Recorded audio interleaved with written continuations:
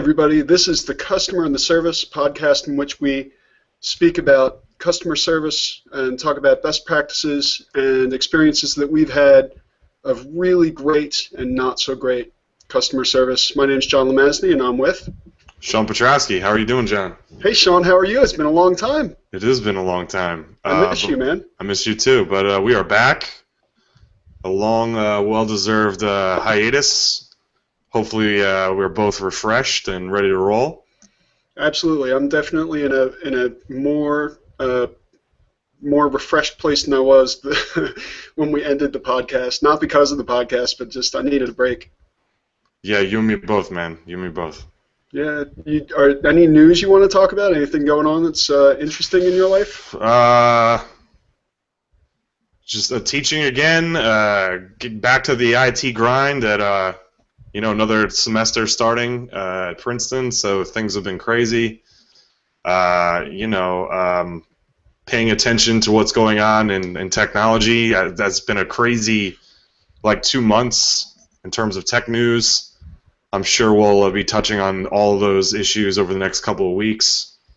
And I don't know, it's just been a real exciting summer in terms of paying attention to the tech sphere and seeing what's going on. It's been some really amazing news. Absolutely.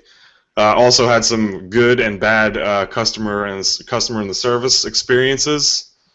I'm sure we'll talk about those. And so I don't know. I think we're going to be ready to plow through another 30 episodes or so. Yeah, I'll tell you, more so than any other personal project I'm involved in, this one seems to come to mind the most when I'm out and about. I'll be sitting somewhere and I'll be like, I'm definitely talking about this with Sean. Yeah, well, my fiance and I have worked the customer and the service into our vernacular, as we use the title of our show as a way to codify good or bad service. We'll say, that's good, the customer and the service, or wow, we didn't really get good, the customer and the service. So hopefully it will catch on the way that catfishing did. Yeah, I think that it's one of those things that helps to remind me of how important it is, that people should have an opportunity to voice, when they have a good experience and when they don't. And I think this is a fantastic opportunity for us to talk about things like this. I couldn't agree more. So Sean and I in the pre-show had a little discussion about sort of a big topic, and I think that there are some smaller topics that we should talk about that I've been thinking about since we, discussed it. And the big topic that I really want to talk about tonight is teaching. And part of the reason I want to talk with you about it is because we both happen to be, like in so many other circles, in a similar experience as far as teaching is concerned. And we have the opportunity to get in front of students and to help them to learn about new things, to hear about experiences and cases, and what a beautiful opportunity that is, not only from a personal benefit experience area, but also from a customer service standpoint. As far as I'm concerned, and I'm pretty sure that you agree, teaching is a fantastic platform for customer service. It's a great opportunity, just like if I was behind a counter and trying to sell you some cheese or whatever. Teaching is a lot like that. There's a great opportunity to serve the people who you are with and for them to give you service back. So have you had experiences that are good TCATs and bad TCATs in the classroom? Yeah, I mean, as a student, I've experienced some pretty bad teachers in my day. I'm trying to think of, there's a teacher. I never had this teacher, but a bunch of friends of mine had him. I won't say where or what class or anything because I feel like it's too much of a giveaway if I give any details. But yeah, we ought to keep details around it. The teacher basically would run their class in the following way. It would say on the syllabus Chapter 2, and the students would show up for that class. Let's say it was a once-a-week class, and literally there would be no lecture. There would be barely anything spoken to the class. The class was expected to come in, sit down, and do the chapter's work basically independently. And maybe if they had a question or two, that the instructor would then answer them. But it would be like on a one-to-one individual basis, but no class-wide interaction, no debate, no conversation. It was just very like assembly line, like you. And I knew students that wouldn't even show up to the class because they were like, I can just submit my work online. Why would I bother even to show up? So. And it's so interesting that you say that, because in our program in particular, and I can't speak for any other program, I haven't taken any classes outside of my program and have not taught outside of my program, but in our program in particular, there is a lot of attention paid to inquiry as a methodology for teaching. And while there is some lecture, I spent a lot of time lecturing tonight, it was an incredibly interactive lecture. It was a discussion that we had, and it turned at times into just this edge of chaos where everybody was not talking at once, but they were excited about the conversation. And strangely enough, the conversation really focused around the same things that you and I talk about. We were focusing on organizational and personal branding tonight, and I had a presentation where we went over keywords in those topics, like communication channels and color and design and platforms. But what we ended up talking about was Wawa, and we ended up talking about Sheets, and we ended up talking about restaurants. And I kept asking the questions to get them to align with brand and to talk about how, if you wanted to aspire to match some organizational brand, what would it be? And we talked about Nike, and we talked about Barack Obama, and we talked about Wawa, and we talked about these brands that represent us and who we represent, and we talked about Ryder, and we talked about how as we walk through the world, we're a walking representation of all of these different brands that we would be willing to wear their logo on our chest or not. And the question becomes, would that brand be willing to wear a picture of us on their chest? But where else but in teaching can you have that opportunity to have a longer discussion? I guess podcasting is the answer. But where else do you have that opportunity to have an important discussion that is, in a way, life-changing?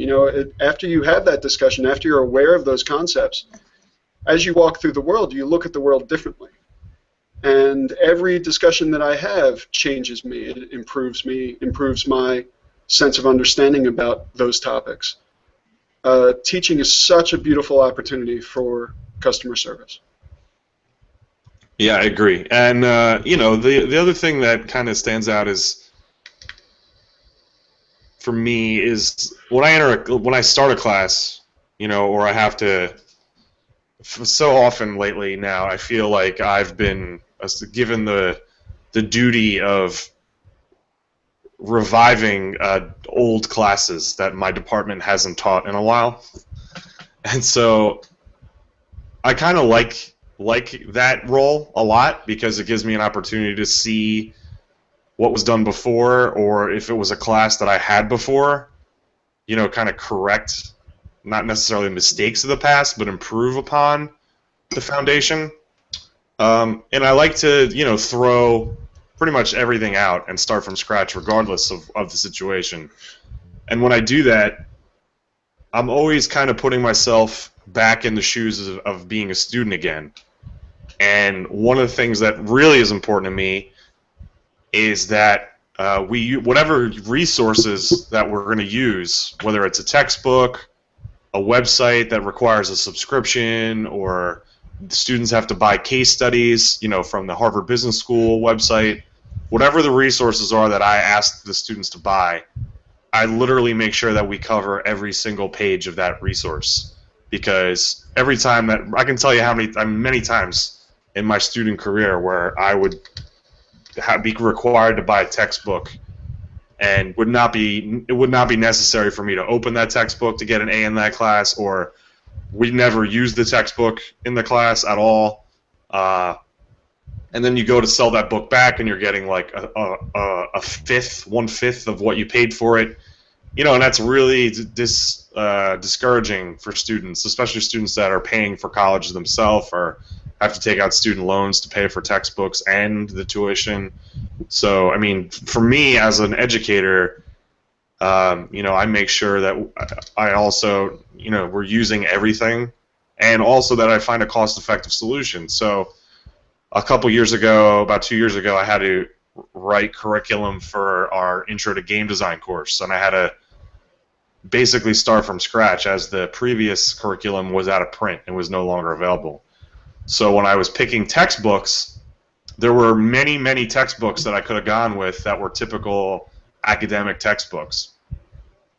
Instead, I picked 2 books that were basically non-academic textbooks, not even really textbooks, just kind of like individual self-study self-study books on the topic. And the reason I did that was because they were mass-produced titles. Students were able to get a used copy of those books for $5, $12. So, the kids came to class, and I said, listen, don't buy a new copy from the Rider Bookstore. Just go to Amazon or Half.com, get a used copy. And kids said, man, this is the best. I had to buy 2 textbooks for this class, and it only cost me $35 or $30. And I can't even tell you of one class where I had to buy 1 book and it cost less than $30. So that's something that I try as an instructor to do, to kind of pass along value, from a resource standpoint, and also from utilizing every page. The flip side of it is this semester, with the course I'm teaching now, is systems administration. I had to, again, write curriculum from scratch, and I actually looked at the textbook. I could have just said, all right, we're going to use this textbook in its entirety, but we're going to skip certain chapters, and that would have cost the students like $150 to do it that way. So instead, I actually had the publisher offered custom text services. So I went through and I actually built a custom textbook, omitting the chapters that we'd be skipping, and I ended up saving the students around $30 to $40 by going that route, and by taking that extra time. So literally every page of the custom textbook is covered, and while they have to pay a little bit more than what other classes of mine have had to pay previously, there is a savings of what they would have had comparatively if we just used the full textbook. So 3 things come to mind from our discussion. The first is that I guess it's kind of unique, but it wasn't unique in my experience in my program. We don't have any textbooks in my class. We have strictly articles and videos.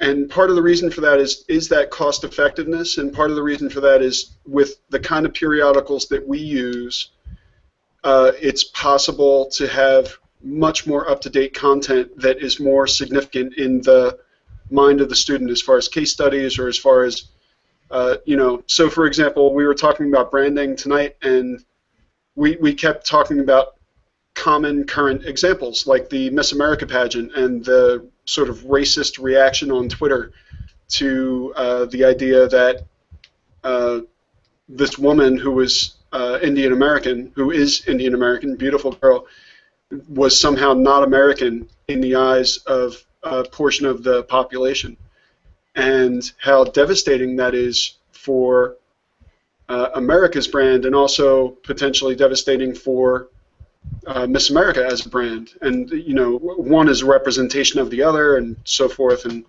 I have a lot of problems with the whole thing, but I have very specific problems with the reaction that people have had that were openly racist responses. Somehow dismissing this woman because of the color of her skin and her ethnic origin. It's maybe the most un-American idea I can think of, the anti-melting pot, and simultaneously it remembers a great deal of our history in which we are not a melting pot, but rather a lid on the pot. So if we have this syllabus that has all these predetermined things of books that are 2 years old, or even a year old, or even 6 months old, we don't even get an opportunity to go into those topics if it's locked down like that.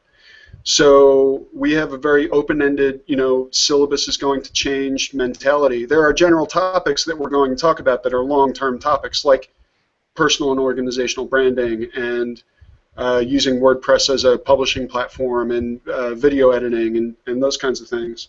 This is a media and technology and organizations organizational leadership master's program class. The other thing is that the one cost that I do ask my students to take on is a Netflix subscription, because for the same reason. We can have a discussion in class about some particular topic, or we can have an upcoming topic, and I can easily send them to Netflix and say, go watch this documentary on Helvetica, and you'll have some understanding of the way branding affects blah, blah, blah. And then answer these following questions and have discussions and leave comments for each other, all using a platform like WordPress to do it. And thirdly, you mentioned how you always try to remember the experience of being a student in that class and how that influences the way that you teach the class.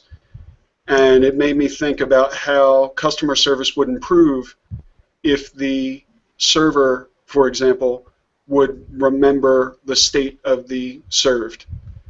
And I always try and do that when I'm sitting down with somebody. I think that that's a common, we are technologists, you and I, as well as teachers. And one of the things I try to remember when I sit down to do consulting is that the state of this person and their understanding of technology is not the same as mine, or else I would not have the privilege of sitting down with them. And my job is to discover what the difference is between our understanding about a particular technology, and they may have no understanding of that technology. It is not my right to be prejudiced about their intelligence or about their experience or about their history or whatever. It's my job to discover what it is that they don't know enough about yet in order to do their work effectively, and to provide whatever I can in order to get them up to speed. Beginning and end of my job is right there.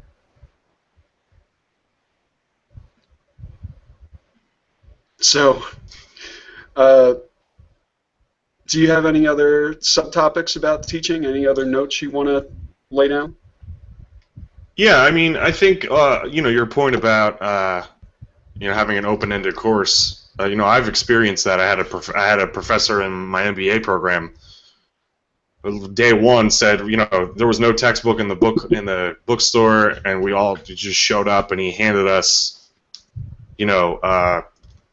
5 case studies that were recently published in the Harvard Business School, and that was, the 5 case studies we did through the semester, and that's the only text that we had. I think there are major advantages to that. And I definitely subscribe to those. I try to keep my curriculum fresh. For example, I haven't taught game design since last fall, so a year ago. But I know that I said when I finished that course, I said, if I teach this again, I have to refresh the curriculum, because some of the stuff that I was teaching was kind of becoming out of date as we were learning it. And so, and isn't that always the way? I mean, especially with technology, you happen to be teaching in technology, and what changes quicker than technology? Right. Yeah, I remember another course I had in my MBA program where the book that we had, the copyright date of it was 2005, and it was 2004 that we were taking the class. So it was a book that we somehow gotten pre-published access to. And there was stuff in the book that was already out of date. Of course, yeah, because it's not even a periodical. It is it's a dinosaur. It's really sad how textbooks, like I look at my technology book collection and I think I can't even hand these to a library that might benefit from them Unless because they want relics. yeah, they'll see the version number and they'll be like, that's of no assistance to us. Right. Yeah, it's crazy how quickly that stuff goes. And I think the textbook industry has really not adopted technology yet in a way that really harnesses the full potential of ebooks or, you know, online resources. It's all still like this archaic sort of print, you know, driven model that worked 15 years ago but doesn't anymore. And, you know, I pretty much every textbook that I've selected since I started teaching is available as an ebook, but they use like ridiculous proprietary ebook platforms, and students can't, you know, utilize the ebooks in very convenient ways. You know, it's just like counterintuitive and counterproductive. So it's like super frustrating to even try to embrace some of those technologies that keep things, you know, on the bleeding edge. You know, so a lot of times I do kind of revert back to the printed word, especially when I have an opportunity to customize like a book, you know, and say we're going to literally have pages 1 through 5, but not pages 7, 9, and 11. You know, and that's, you know, a pretty powerful thing because you can eliminate those topics that are out of date and keep the stuff that is current. And I think it's also interesting that textbooks probably lend themselves better to the sciences, like computer science, than they do to humanities and non-sciences like management theory and leadership, organizational leadership, because they're less quick moving, right? If we're talking about the sciences, there are certain rules. There's rules of physics, there's rules of biology, there's rules of blah, blah, blah. But even those change, right? We have new discoveries. We have quantum discoveries right now. We have the Higgs boson. You know, there are always new things that are emerging that make the old books seem ridiculously untrue. And so I personally feel like, and that was one of the feedback, that was part of the feedback that we gave to our teachers when we were in the program, that we appreciated not only the savings and cost of a textbook, but also the great opportunity to stay up to date. You know, we can have an article that came out today and have a discussion about it. It may not be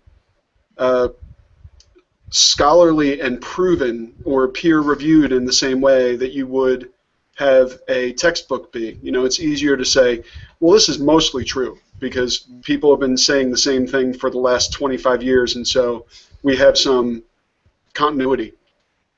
But with an article, what you have is the opportunity for discussion. You have the opportunity to apply what we know as far as theory and practice to a new piece of information that's interesting, and it also, I think, allows students to have critical thought about things that they read every day that are not textbooks, which are easier to consume in a sense, because those textbooks are like, you know, we know this stuff to be true, quote unquote, as opposed to an article that just came out today that maybe is from a relatively scholarly source, but still, you know, might be questionable to some degree. And that I'm comfortable with that space. I want people to see something that's questionable and say, I agree with most of this, but in this particular case, if we apply this theory, it doesn't exactly work. I think it's a continuum. I think that, you know, over here we have what's perfectly known and provable, and over here we have what we don't know. And we want to be somewhere along this line. You know, if all we're talking about is what's completely known, that's troublesome. And if we just stay over in the chaotic space of the edge of what's known, then, you know, that's not especially helpful either. Let's try to apply the opportunity to apply theories to facts and mix it up and come out with some sense of truth about whatever it is that we're talking about. Well, I think that's amazing that you are in a program and a department that cultivates and encourages that level of teaching. Not everybody is that lucky.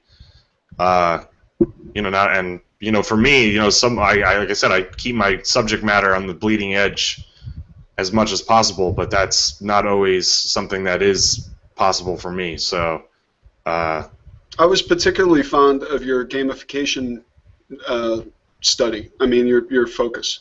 I really loved when you were teaching games. I would have loved to have taken that class, in fact. Yeah, it was a good class, and like I said, I have if it is taught again, I have to revisit the curriculum because that's part of one of the beauties too. Is like I split it up kind of into two areas. There was the literal hands-on utilization of the development tool, and then there was the theory that goes into good game design. And the theory of good game design hasn't really changed so much because that theory is sort of a proven. It's proven already. Like this, you follow these steps or rules or whatever you want to call them, and you'll end up with a good design for your game. But the tool is what is the area that constantly is evolving. So you're talking about the elements of a good game. Exactly. The fine point between being too hard and being too easy, the fine point between being too challenging and not challenging enough, the fine point between how do you reward a player in such a way that means something to them. Exactly. Yeah. It's not the how far is the end, how wide is the gap of the bottomless pit. It's literally like taking a piece of paper and using a specific shorthand to map out your entire level or world or whatever that you're designing. It's like these best practices for planning and pitching an idea and developing story or the kind of everything that's non-technical that goes into a game, basically. The artistry, if you will. And that's the part that doesn't really change. That's the part that is sort of in stone now at this point. Now that we've had a game industry that's been around for almost 30 years, and or more than that, depending on where your starting point is. But like I said, the technical side, the actual tools are what change, and how to use those tools change. So that would be the area that I have to look into again if I teach that course. Yeah, I hope that you do. I really would love to either audit or take it. I thought that I missed out on an opportunity there. Okay, well, unless you have anything else to talk about in regards to that, I was wondering if you wanted to talk about some of the developments that happened over the summer. Let's do that, yeah. All right, well, I guess the first thing I want to talk about, especially with you, is the Microsoft purchase of Nokia. Yeah. Totally out of left field, if you ask me. But at the same time, if you really thought about it for 2 seconds, it shouldn't have really been that big of a surprise, especially considering the news that just came out at the end of last week about how Nokia was developing secretly Android handsets to possibly go to market with. Right, Nokia, whatever. So yeah, I think it's a great move on Microsoft's part. I know a lot of people are kind of like, wow, this doesn't make sense or whatever. I don't think there's a lot of. I think people are split down the middle of whether they think it's a good idea or a bad idea. I have come around to it. I think that they were looking for a CEO. I think that the CEO is going to be the Nokia president.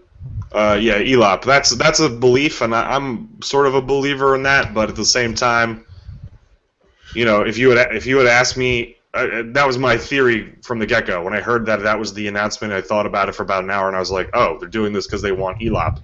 But there's a bunch of Microsoft watchers that I follow fairly religiously. Mary Jo Foley, Paul Thurrott are two people that come to name.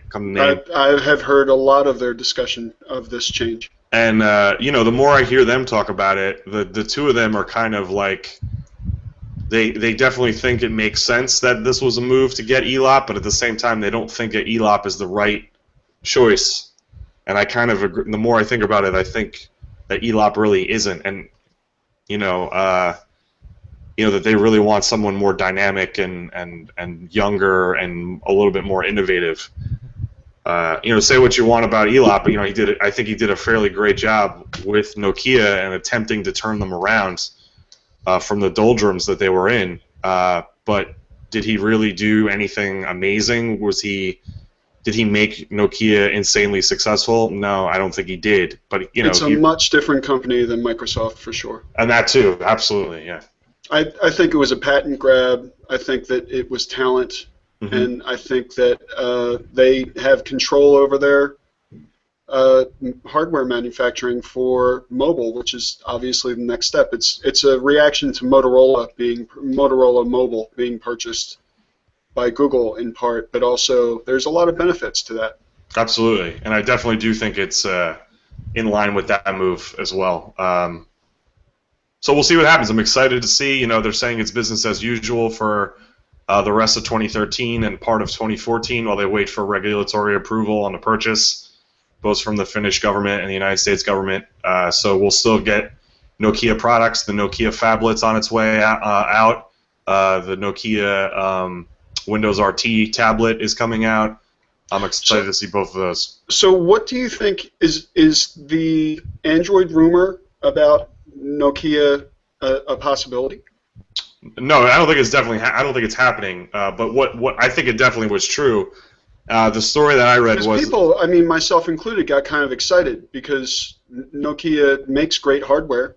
Right. And I would love to see Android on a device from Nokia. I read two stories, and one story said that Nokia was exploring Android hardware after the first year of the agreement with Microsoft, because they didn't feel that Microsoft was addressing the low end smartphone market, properly.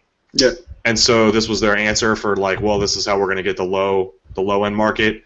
And Microsoft said, okay, well, hold off. We will release an update to the Windows Phone operating system that allows us to have low-end devices. So they actually dedicated their second major update to Windows Phone 7 to allow for the operating system to run on low-end hardware.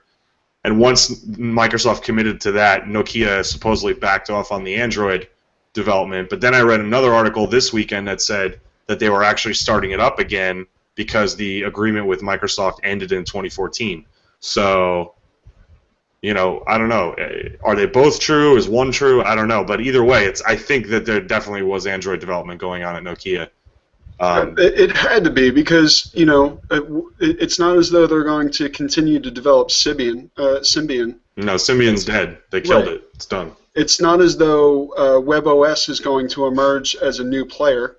It's not as though, if Linux was going to become a strong smartphone contender, it would have happened. I'm kind of sad about the Indiegogo or Kickstarter campaign that failed, but because they lost all that cash and they made a record with their acquisition. You're talking about the Ubuntu phone? The Ubuntu Edge, yeah. I mean, I want that phone, but I wasn't willing to spend $700 to find out that it wasn't going to happen. So I'm not familiar with what happened. I knew that they started the campaign. They either did a Kickstarter or an Indiegogo campaign. It was Indiegogo. It was Indiegogo, and they set it up as a campaign where they either made their goal or they lost all investment. Right. And they set this goal of $30 million. Right, I saw that. And they made like 14, which was the most money raised in an independent, popular campaign like that. But instead of being able to capture any of that money, they just had to let it go. I mean, they had to have known that was going to happen, and they framed it as a success. They framed it as a success, and my heart pounds for Linux, Mhm. especially Ubuntu. They don't always make great decisions though, and I wish that they had made that a more reasonable goal. Yeah, it made it 15 million instead of 30 million. If they had made it 15, they probably would have made it. If they had made it 15, I probably would have put in. Does this mean the end of Ubuntu Phone? No, it just means that it was. I think it was a PR campaign, personally. To drum up interest and Yeah, awareness. and they did that, but it angers me that they would play with people's emotions like that because it's a great phone.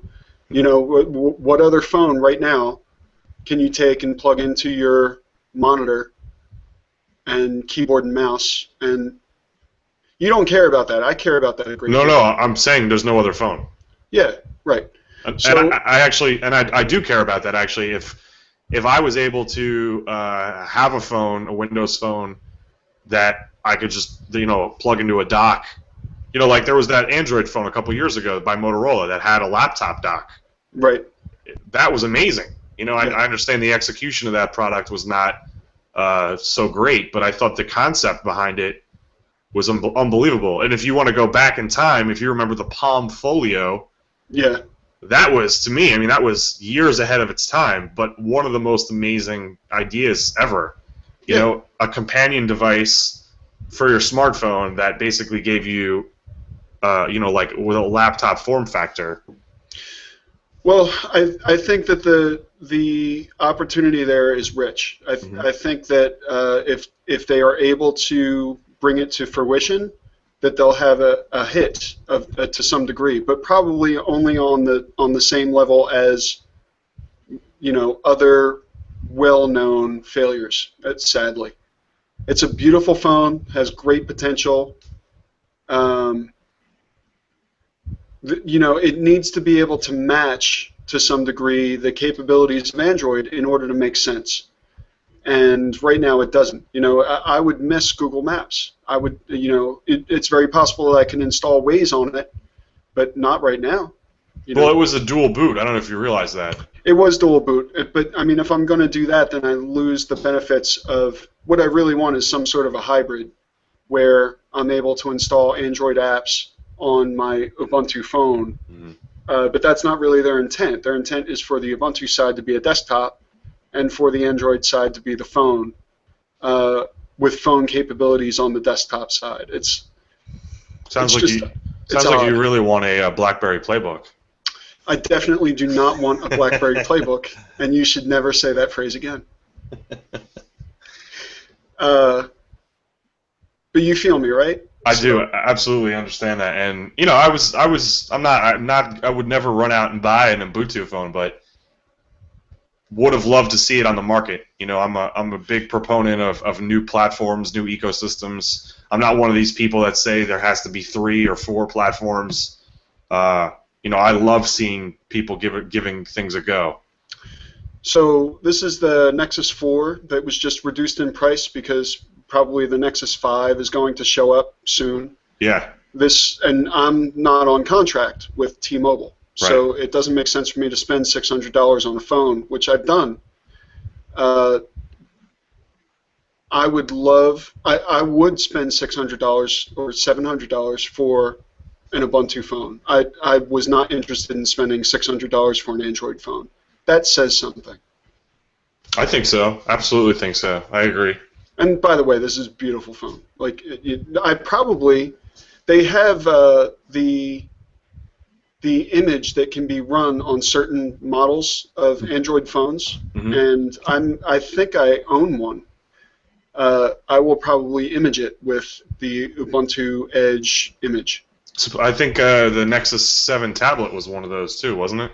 Yeah, but I would be reluctant to replace the beauty of my Nexus 7 with Ubuntu Edge. Maybe, next time, certainly. I would love to be able to run Inkscape on my phone. I can't. I could do that if I installed Ubuntu Edge. Right. Or I guess that's not the right thing to say. Ubuntu Mobile. Right. Yeah. You have anything to say about the Apple announcements? I'll say this. I don't really have any comments, but I'll say my Crystal, who's been an iPhone user for a while. She had a 3GS and then a 4S. She is up for an upgrade now. She was waiting to see what they came up with. She's decided that she's going to be switching away from the iPhone platform because she thinks the 5C is, it's just a 5, a regular iPhone 5 with a plastic shell, and she's not interested in that. And I don't know what they were thinking with that. That seems like they're moving away from their market. Well, I understand the logic. They want to have a low-end phone also because Nokia right now is really making a lot of gains in that low-end market, big time. And Android obviously has a big, strong foothold in that too. And so, Apple wants to play me too with that. The thing that really shocked me was not even so much that device, but the lack of innovation in the 5S. They really were just focusing, I think, on interface changes that are superficial at best. Right, and actually are going to be available across all the released devices now anyway. Yeah. So you don't need a new device for that. Everybody's going to have it. So, a lot of pundits are saying that, because of Apple's success, they can no longer innovate and push the envelope like they had in the past. That is what's being said, and I agree with him. Yeah, they Tim Cook is no Steve Jobs. Well, it's not. I don't think it's his fault. I think they run the risk of alienating their user base if they're too radical in their innovation. You know what I'm saying? I guess. I mean, but take a look. Radical is how they got to where they are. Right, but at the same time, they need to maintain that market share to be successful. And if you look at Android, for example, Android isn't just Android. We all know that every manufacturer of Android has their own version of Android. So, except if you have a Nexus device, which is, in my opinion, the only way to go with Android. I agree. I've never owned anything but. But take a look at example with HTC, right? So the HTC One. Beautiful phone. Absolutely amazing phone. You have to get it in the Google version. Right, but I'm not talking about that. I'm talking about the non-Google version. So they really took a chance with that by going with the Facebook Home, by doing a bunch of other customizations to try and make it more cutting edge to stand out. So there you go. There's a company that has that's losing. They might not even be around next year, right? I think that they'll be dead. I think that Samsung has killed them. Right. So unless they keep putting out things like Samsung Gear. Right.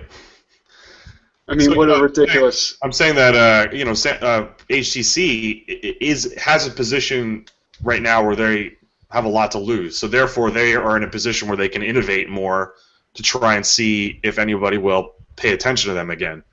Well, the key word that you used, innovation, like Samsung is innovating. They put all this crap on their phones now. Yeah. The Samsung Galaxy 4 is a beautiful piece of hardware that is encrusted with nonsense.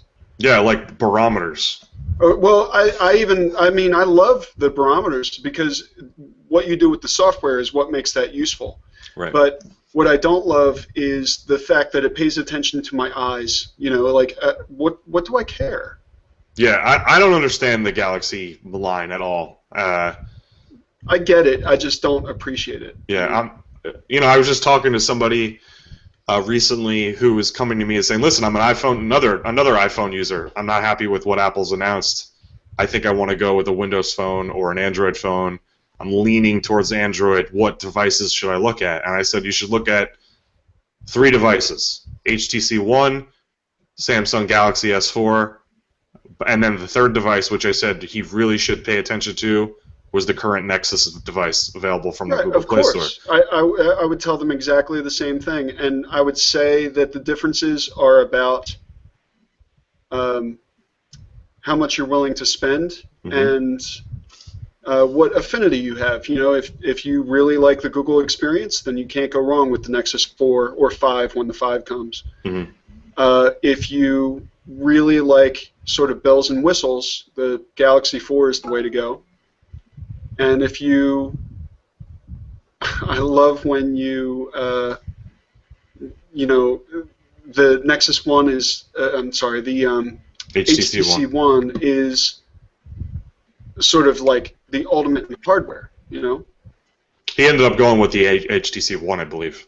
I bet the HTC One seems to come out on top. Meanwhile, neither one of us is talking about the Moto X. And that's really sad because the Moto X was like a major push. Yeah, I don't think Motorola has integrated, or I know that they were by design keeping them separate from Google, but I think that that's not, the hands-off approach is not the way to go. I think they need to be more hands-on with Motorola, Google that is. I agree, but I think that they're keeping it separate for a reason. I think that if they incorporate too much, if they become Google-rola, then HTC, Samsung, all these other companies that have been friendly because of the ecosystem being separate from the hardware immediately become enemies. And Samsung just needs a snap to go develop their own version of Android, which they can do because it's open source. Well, I think they've already kind of done that, if you think about it. I guess, and I don't think it's especially successful. No, I agree with myself. I'm agreeing. The only other topic that I really want to talk about with you this week is the release of the Chromecast. Yeah, I'd like to talk about that. Okay. So for those of you who don't know, whatever rock you've been living under, there is a $35 HDMI device that you plug into your HD TV. HDMI is a standard, right? And it is a wireless device that runs essentially a stripped-down version of Android, even though it's called the Chromecast because it works with Chrome. And what happens is on all of your other devices, your tablet, your Chromebook, your desktop, your MacBook Pro, your Windows machine, you open up Chrome, you install an extension to Chrome, and or you install an app if you're on a tablet or a phone, all of which I've done throughout. I probably have 6 devices or so that run the Chromecast software, and then you have the ability to cast Netflix movies, Google Music, and Google Play movies right now to that device, to your TV. So it essentially becomes a remote interface for your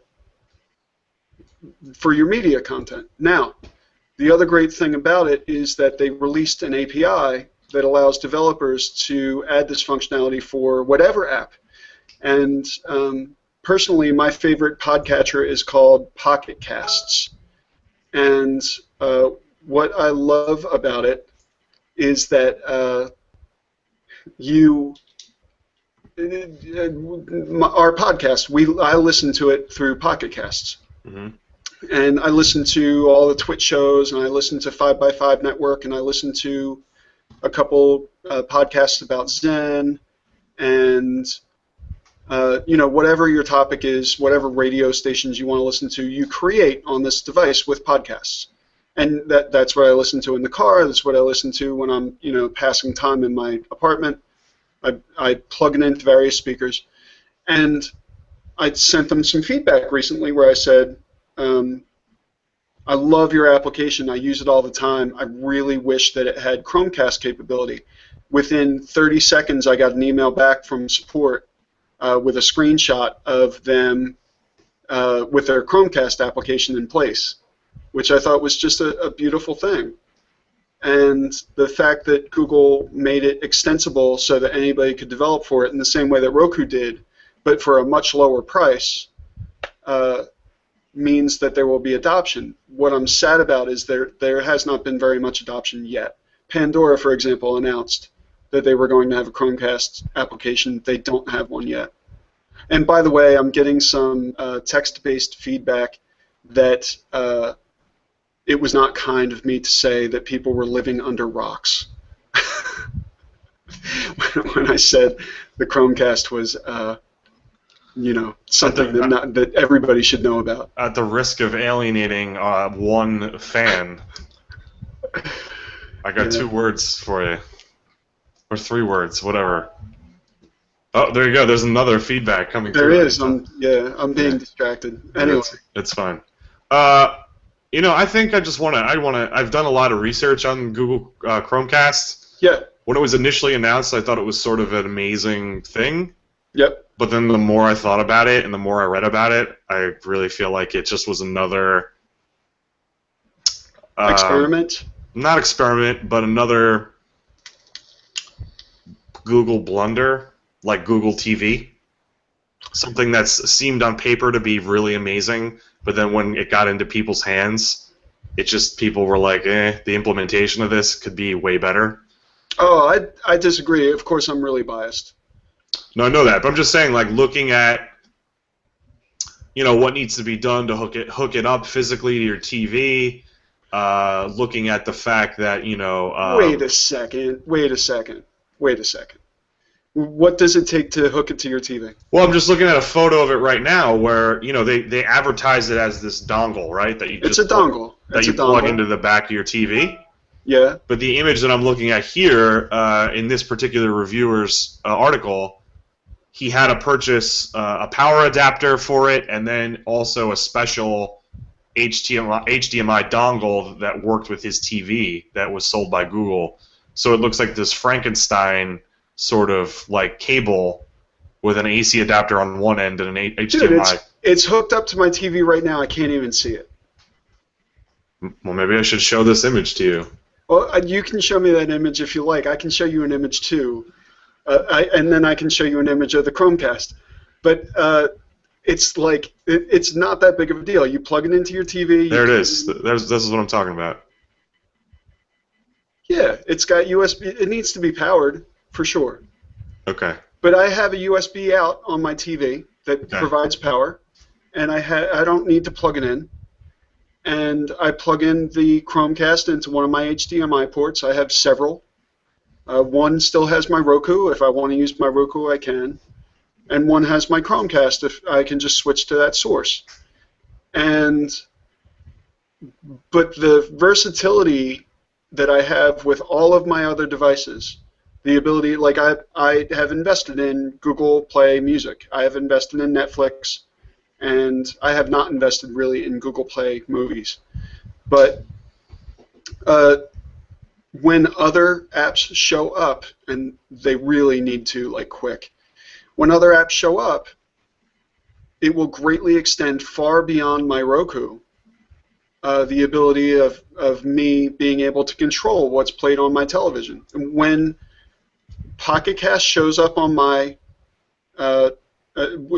tablet with Chromecast enabled, it's like another nail in the coffin of Roku. Well, I don't know. I hope for your sake that you get there, but I don't know, man. I said, I just saw the screenshot of them with their development. I'm not disputing that. But here's a Google product that I love. Chrome browser, Google Chrome browser. Yep. I love it. I use it. I was a diehard Internet Explorer user up until about 8 months ago. I've been using Chrome exclusively for 8 months, so just goes to show you what a lunatic I am. I left Gmail and Google Calendar and Google Docs for Outlook.com, SkyDrive, and Office 365, but yet my browser of choice is Chrome. But there's an area too. Like I don't know anybody that doesn't use Chrome, right? But I don't really know anybody. Well, that's not true. I gave a presentation yesterday where I did a show of hands thing. Yeah. And it was actually pretty evenly divided, but it was an older audience. I don't know if that had anything to do with it. Probably. Yeah. But the thing that I want to point out is I feel like Chrome app development has gotten kind of stagnant. Like you don't really hear about any new Google Chrome apps anymore. Did you hear about the announcement that they are going to be allowing for the development of standalone Chrome applications? So if I'm running a Chromebook, I'd be able to run. You would still have to have Chrome installed to provide some functionality, Mhm. but you would be able to run it essentially as a desktop application without Chrome running. Well, that's cool, but that's again, there hasn't been any real development. I mean, I haven't heard of any like new exciting Chrome apps in the Chrome store. You know what I mean? Like, I've had the same 11 apps installed on my in Chrome since I started using Chrome, and there's been nothing. What do you want that you don't have? Well, there's no Spotify. There's no Netflix. Well, Netflix is a browser anyway, so that's kind of stupid. I don't know. I just feel like when it first came out, they were like, "This is now on Chrome. This is on Chrome. This is on Chrome," and then like I haven't heard anything at all in like a long time. That's all. Do you ever just like browse the Chrome web store? Yeah, all the time. Like I actually just recently installed CryptoCat, that secure IM platform. Yeah. Just because I was reading an article about it. So that was something I installed recently. But other than that, I don't have anything else really, other than Google Plus, Google Drive, Google Play, Gmail, full screen weather, DuckDuckGo, homepage, and Crackle, which I've never even used. You ought to go on Crackle just to watch comedians in cars getting coffee. Yeah, I've heard that's really amazing. Yeah, it's fantastic. Yeah. If you like Jerry Seinfeld. Oh, well, I do. I do too. I don't know. I have quite a few Chrome apps installed, but I would say that there are key ones that I use all the time and others that I never use. I was really excited about some of them, but it's like if I'm going to open it up, I usually just visit the website. And then I like go through my apps and like remove the ones that I never touch. See, this is again another point that Yeah. That's all. That's all I'm trying to get at. Again, like I said, I'm a big fan of the product. I use it every day and have for a long time, and I don't see myself not using it anytime soon either. But just something I wish was a little bit better improved. Well, there's this odd dichotomy that always makes me a little bit uncomfortable with Google about defining what the difference is between Android and Chrome. Yeah, and I wish that was also more well defined, because I think that's a schism in the Google ecosystem that doesn't need to really exist. I think it will be worked out in the next 2 years, but I'm scared to think of what that means exactly, because we're going to lose one or the other. It's not like they're going to just merge. That's true. Yeah, one or the other is going to have to. That's an interesting personally, thought. like if I could run Android as though it was a browser and then run Chrome within it, like as an app, I would do that. Like I would love to have Android on my desktop here. I probably would, in the same way that I do with my phone, I'm perfectly content to do all of my work there. I would be able to do that here, but just have a larger screen real estate. And if they just had the regular web browser on there, I probably would not miss Chrome very much. You can do that, right? Yeah, I can. Samsung actually just released a laptop not that long ago that has it's dual boot. It's a Windows 8 on one side and Android on the other. Yeah, but I also like the regular support and simplicity that Google often provides with supported products, and they don't. While it is possible, it is janky at best. Okay. That's just the way I feel, and this is coming from somebody who's highly biased about the topic. I also like to have them present their tools the way that they want to present them.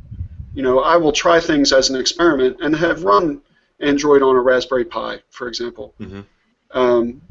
But I prefer for them to say, this is the way that this is the experience we intend you to have.